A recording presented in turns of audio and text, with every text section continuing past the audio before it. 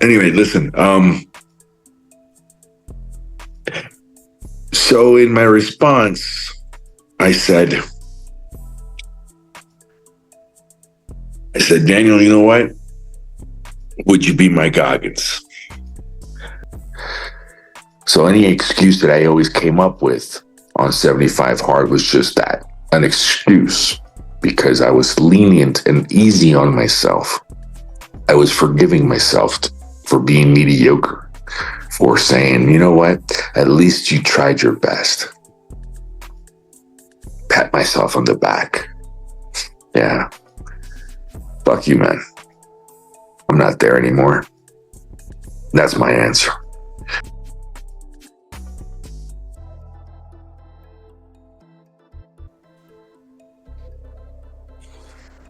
Yeah, it was a buzz. So it is August 29th.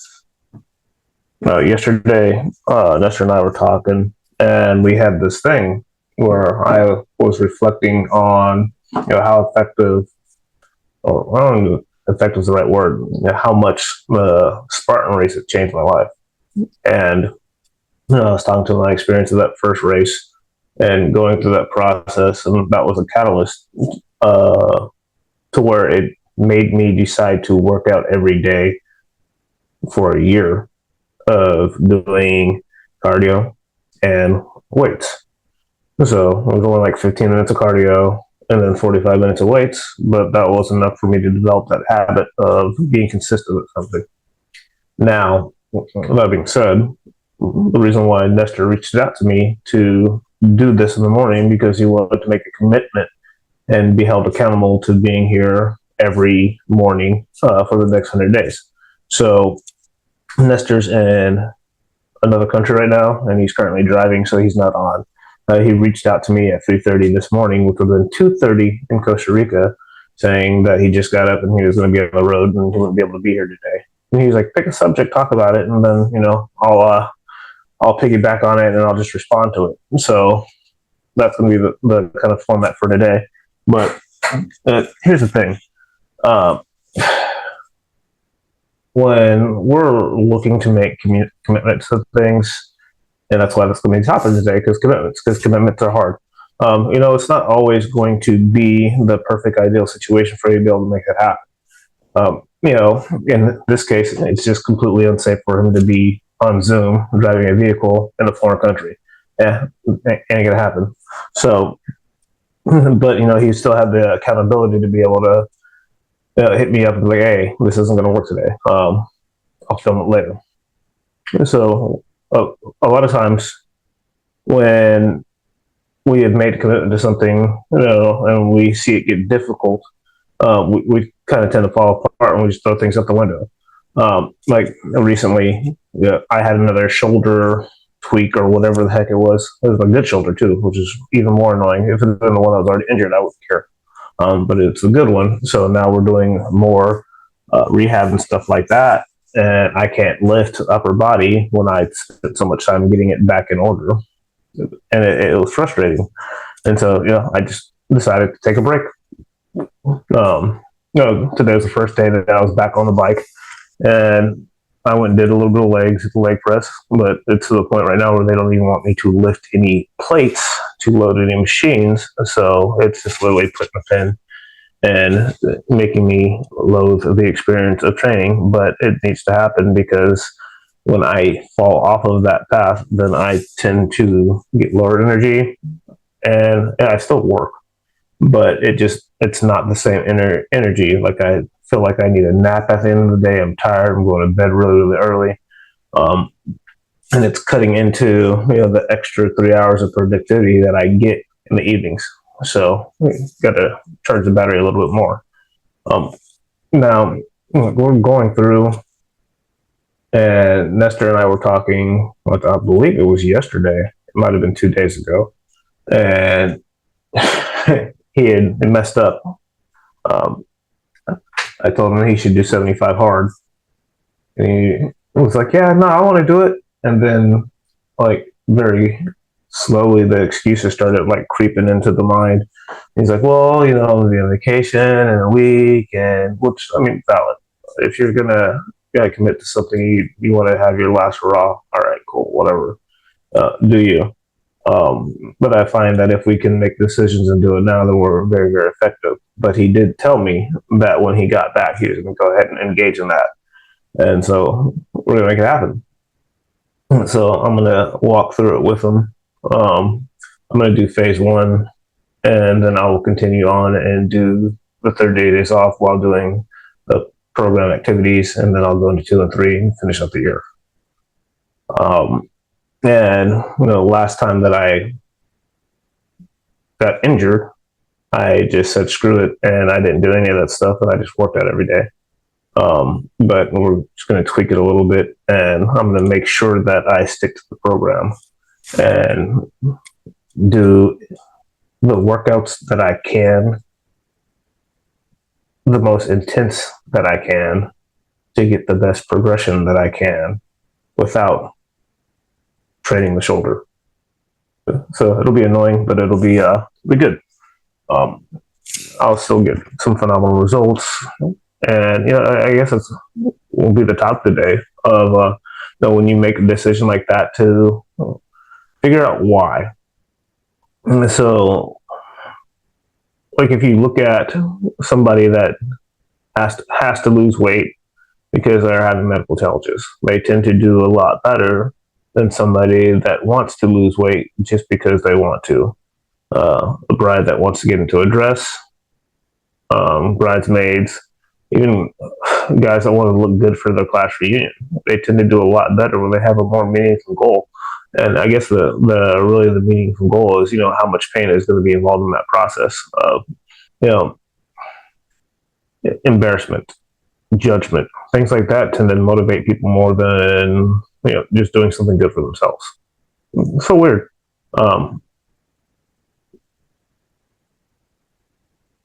It's not uncommon that we will do things for others that we wouldn't do for ourselves. So I have a scenario where I had one of my trucks break down, and it was like my daily driver's kind of a big deal, very, very frustrating.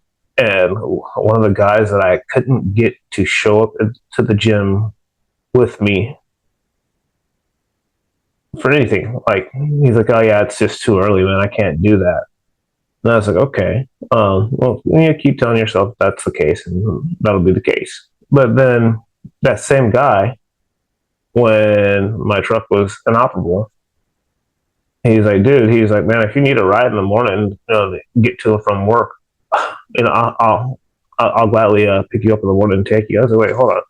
So he's like, yeah. He's like, but you said, yeah, no, it's early. I get it, but he's like, you're the one that said it. We'll commonly do things for others that we wouldn't do for ourselves. And I was like, gosh, I was like, I mean, I know it's true, but I just never saw it on that level. So, if you can't do it for yourself, then figure out, which family member is going to be affected the most by that and do it for them. How's it going to make their life better? The people around you, the people you're trying to lead, your children, whatever it is, you're trying to break some bad habits. That was the big thing with me when I had really decided to.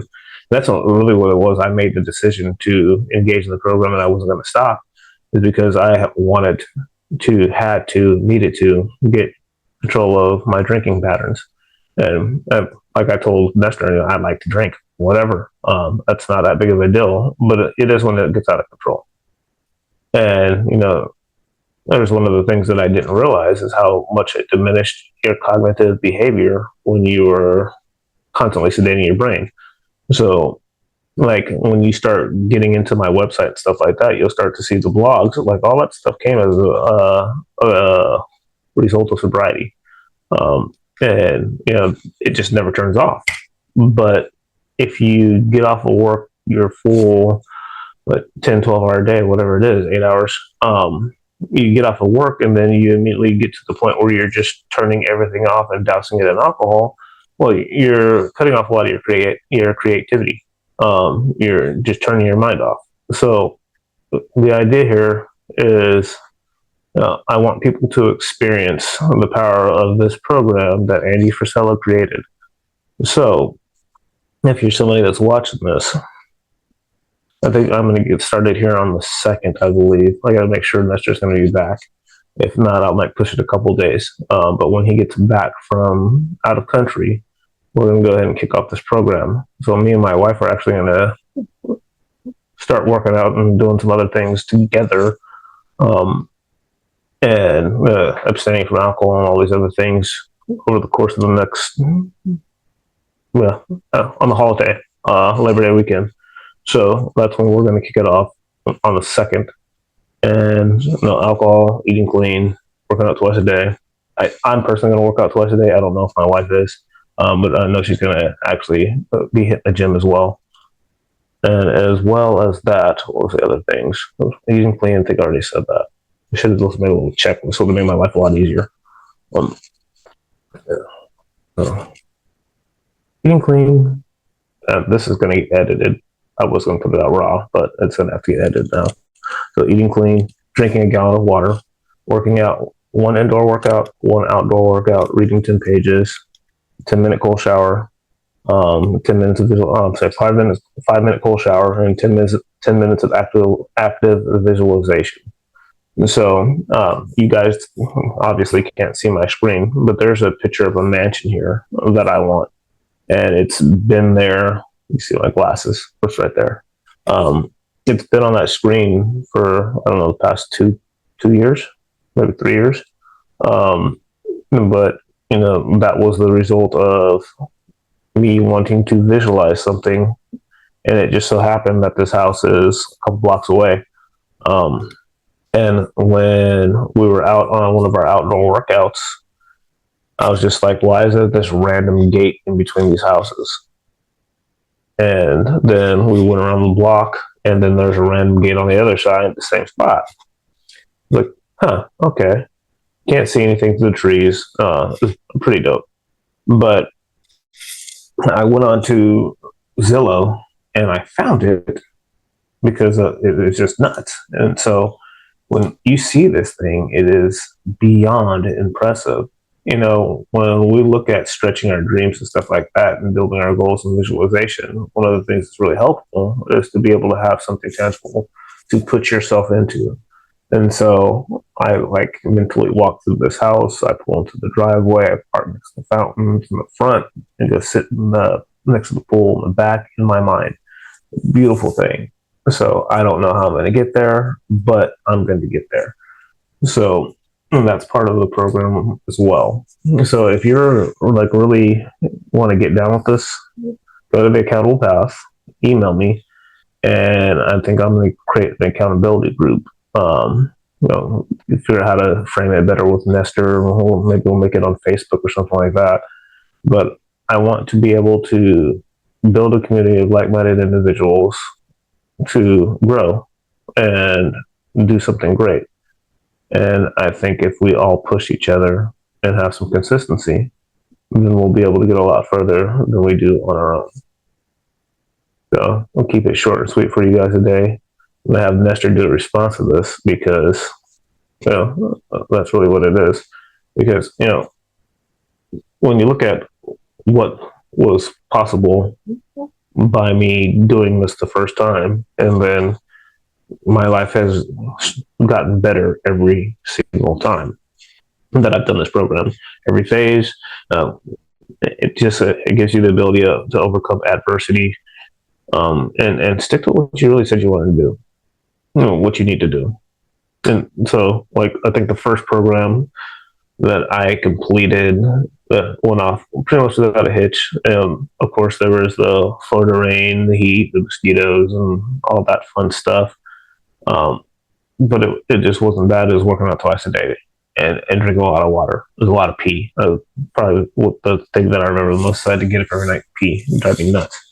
But it was just the inconvenience of it all, because it's one thing to let me go to the gym, but it's another thing to say oh, okay, yeah, so you have to make sure these workouts are 3 to 4 hours apart at least. And it's like, okay, well, that becomes more challenging, right? So it's supposed to be inconvenient. It's supposed to be challenging. If you're somebody that has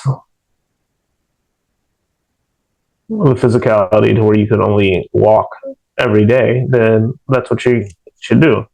But if you can do more than that, then you need to do more than that. And that's probably one of my biggest gripes with that Facebook group. They're like, oh, well, I just walked every day. It's like, good, or like injured or something. No, well, walking every day is good for you. You're right, it is, but you're supposed to push yourself. It's not just the task. You're supposed to get better at it. Well, Andy walks it. Well, you're not Andy. That dude's almost like 300 pounds. He's huge. So he rucks. He doesn't walk. So he's still pushing himself. But, these are just, if you're somebody that wants to continuously push yourself and get better, stronger, faster, more mentally agile, and just continue to grow, endless learning machine. And if you're struggling and you're trying to figure out books or anything like that, I've got a ton of books that I could recommend. I'm sure there's a bunch of websites that will help you give you some insight to it. And I think Nestor will have a bunch of them as well because he's a reading junkie. But the downside of that, it has to be actual physical book. It cannot be an audiobook. Audiobooks are awesome because of the Drive Time University. I listen to them all the time, but at the end of the day, for this program, you're going to have to read 10 pages. So, and if you are needing the actual, I think everybody should actually do this. You should go to episode 208 on the MFCEO podcast and listen to that episode.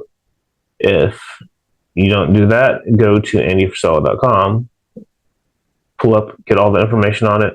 You'll find 208. You should listen to the Win the Day podcast as well, and it'll help you get dialed in. Nestor, I want your insights on this. Simply because I know this is something you said that you wanted to do, but you didn't attach a reason to it yet. And I want to figure out why you want to do it and why it's important to you to get it done, and what you're trying to dial in, because it's this is a mental recalibration tool. It is not a fitness program, and I think that's what a lot of people seem to confuse. It's not a tool for you to I want to lose 10 pounds. That's not the purpose of it. That'll be a side effect of it if you do the program properly. But it literally helps you realign your life. So, again, I'll stop PSing and adding things on the end. I look forward to engaging with you guys and knocking this out. Drop something in the comments. If you're in. Just comment. Actually, you don't have to email me. You don't need to go to the accountablepath.com. Just drop a comment, then we'll figure out how to create a community off of those comments, and we'll make it happen. All right? Talk to you soon.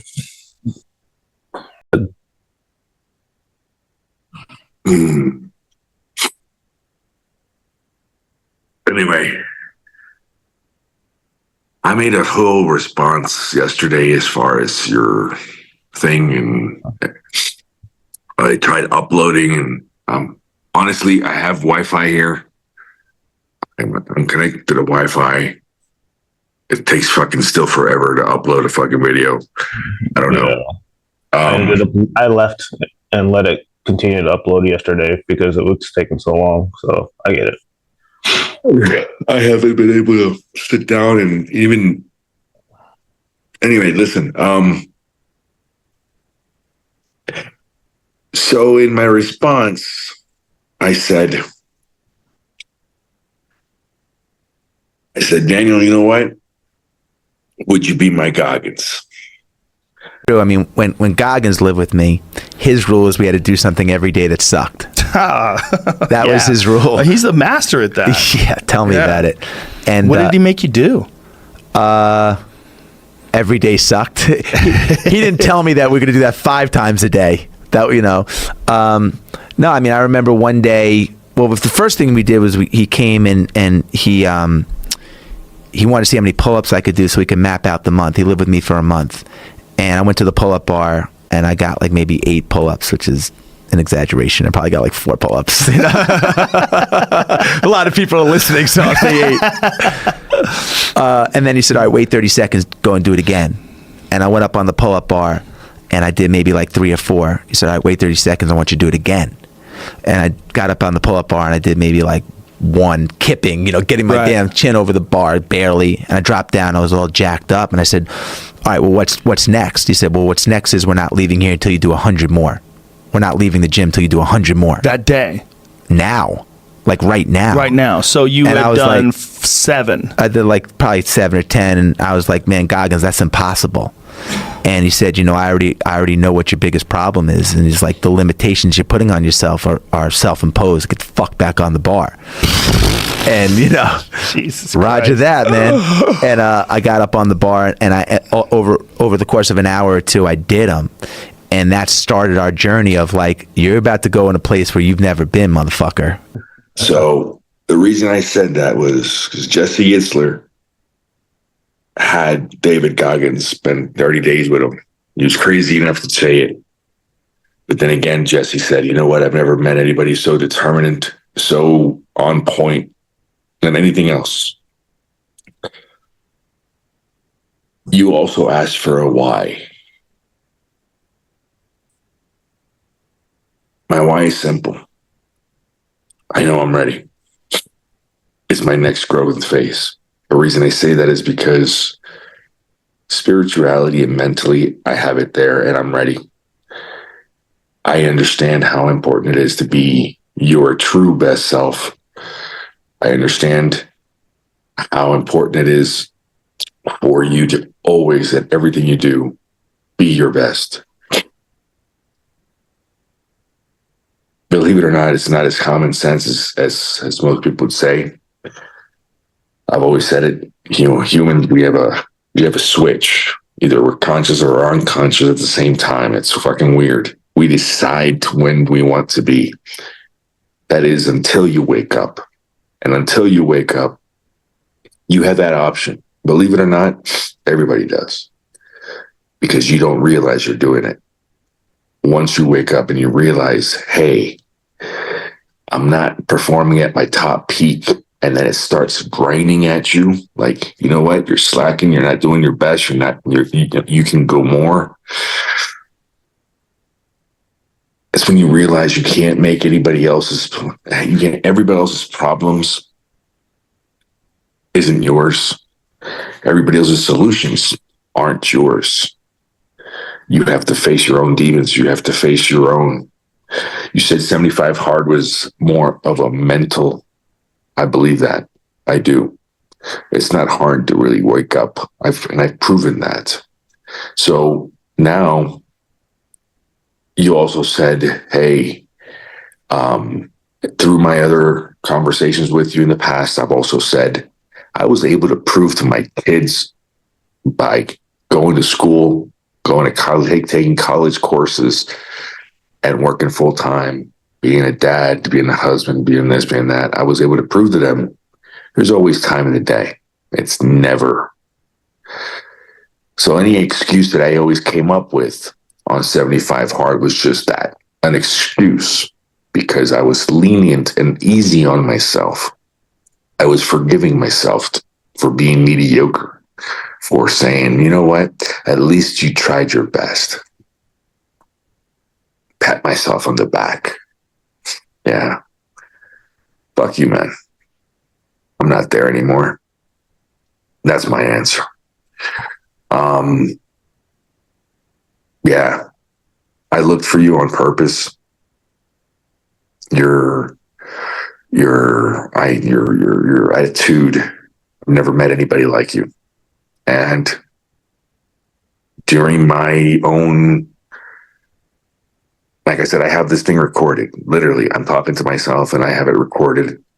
And I'm having a conversation to where myself, my spirit, I was talking about you.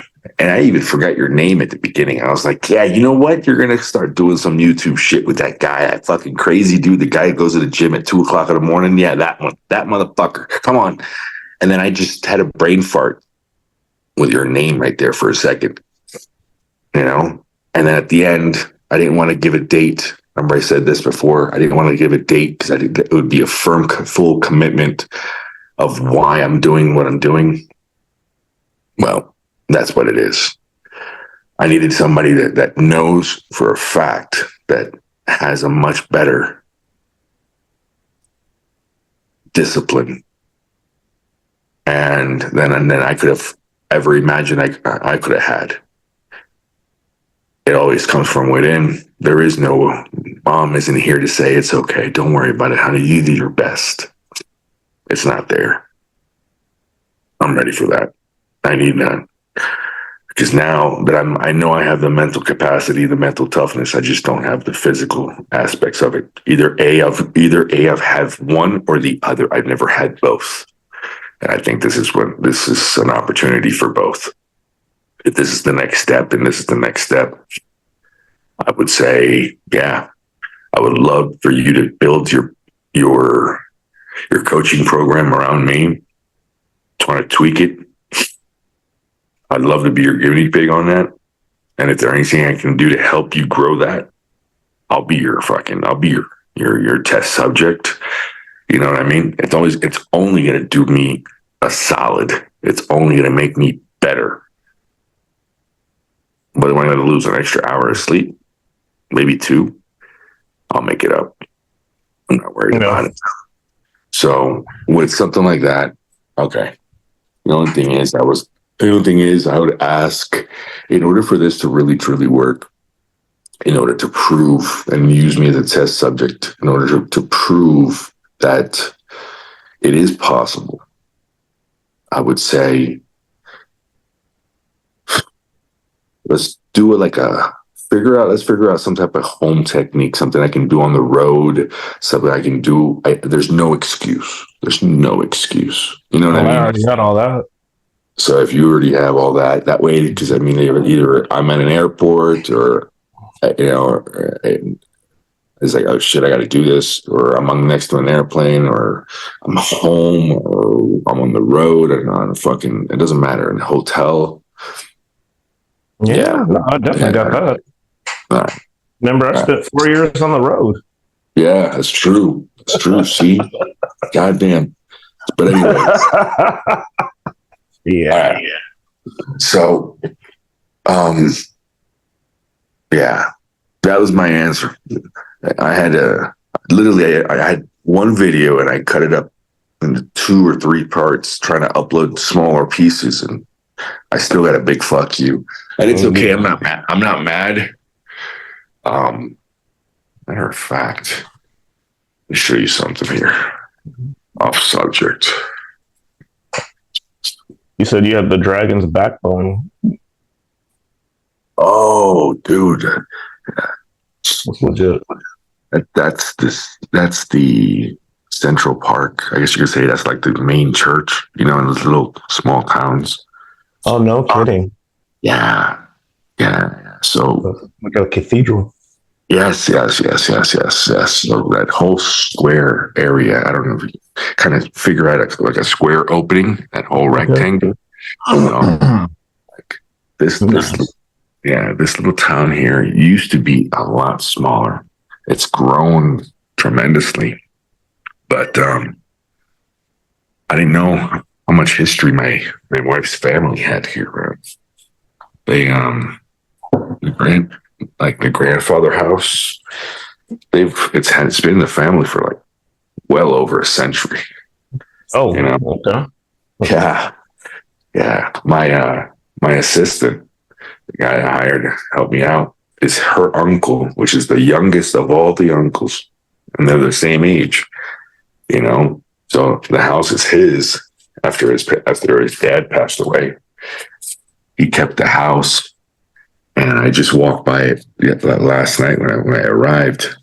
It's fucking huge, dude. I'll take pictures of it. Now I understand my wife when she was saying that picture, that house, they always like scared people there, or it's just like spirits. No, dude, there's so much history in this fucking town that belongs to their family. You know what I mean? Like they're really tied in, and it's not just one side of the family. It's actually both of them. You know, like my wife's mom and dad are both from this town. You know, and they go back a very long time in this place, and that's cool. I've never seen that before. I've never seen that type of like her grandfather built the church here. You know what I mean? Like that's really cool, man. Yeah. I didn't know that either. You know, like her mom was telling me last night. She's like, "Yeah, you see that church over there in that corner? Not that main church in the center, but there was another one down in the corner." And she's like, "You know, that my dad built that." And she's like, "I was like, how? You know, maybe I was a contractor." He goes, "No, there used to be like an empty lot there, and a couple hills where kids used to play, and there used to be an old lady there, like scary bitch." And like Dolly and the kids would like make fun of her and like throw shit at her, like literally like cow little shit. kids, Yeah, little kids. Yeah. When you're like fucking 2, 3, 4, 5 years old and you see a crazy old lady, and you know what I mean?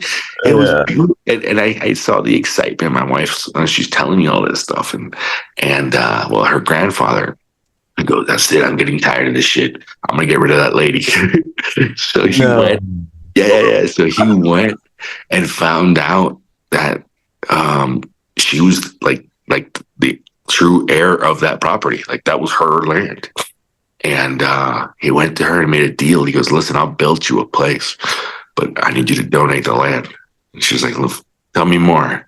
So he went to like some other fucking major city here and like convinced the nuns to get the money to buy this land. So after he did all that, he convinced the lady to sell it to the land to the church. So the lady ended up donating the land to the church. They built a huge fucking church, and then on the side they built an apartment for that lady. No kidding.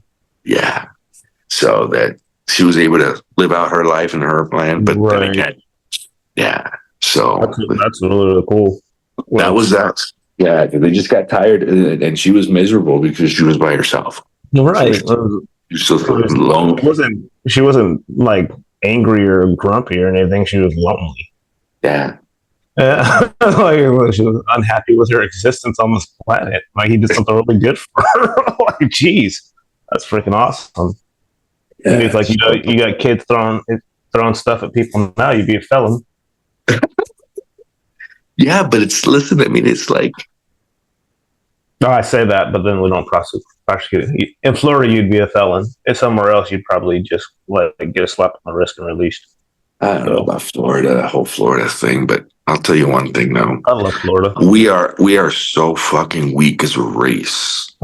Yeah, and I'm talking about we're losing track of what's really important. Family values, your fucking word. You know. Who you are, your family name. I mean, why aren't these things still insisted upon? It's really hard.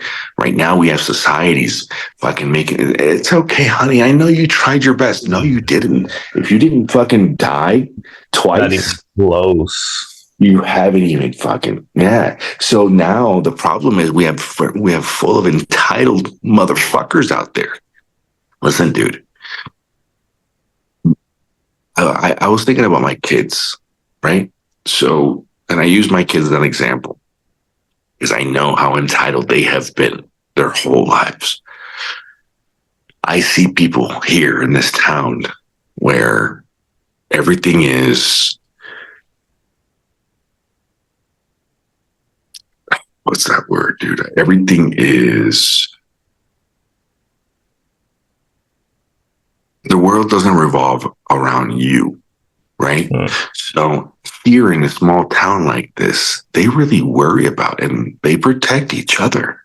And the family business whatever it may be, is looked for, and it's actually like we forgot about the little mom's corner shop or the little family business, whatever it may be, like a hardware store or a convenience store or whatever it may be. You know what I mean? Like a little handyman thing or, whatever it is. Like people here, honestly, they live. They don't just survive. They live, and they'll do a job. And I've seen this, like, if we were in the States, right? In the States, there's so much stuff and there's so much an abundance of everything. And everything is disposable. Nothing is fixable. Everything here is fixable. Everything, because when you buy a $500 TV, it may be a piece of shit TV to you. Like, you know what? At least that's a disposable TV. It's not one of those three. Yeah, but that same $500 TV is the equivalent to a fucking $3,000-$4,000 TV to somebody else that only makes fucking $25 or $500 a month. So you think what I'm saying? It's like if somebody's saving their equivalent to their salary to purchase something, the love and the respect that they have for these items, they actually take care of their things because it's blood, sweat, and tears. Like those are these things. People don't see that anymore. They don't have pride. So how the fuck do you want the world to give you? This is one of my problems. I'm telling you right now, I'm talking about me. For example, like, I'm just, randomly speaking here. I was like, I could use a new car. I really think I need to have a new car. And I swear to God, I said to myself, when was the last time you washed your car? I'm like, I don't wash cars. Swear to God. I said that to myself. When was the last time you washed your car? I'm like, I don't wash a car. I'm fucking taking it out. So how can you expect the world to give you a new car if you don't even take care of the one you have? It's not that I'm not grateful for it. I'm not showing the proper gratitude towards it.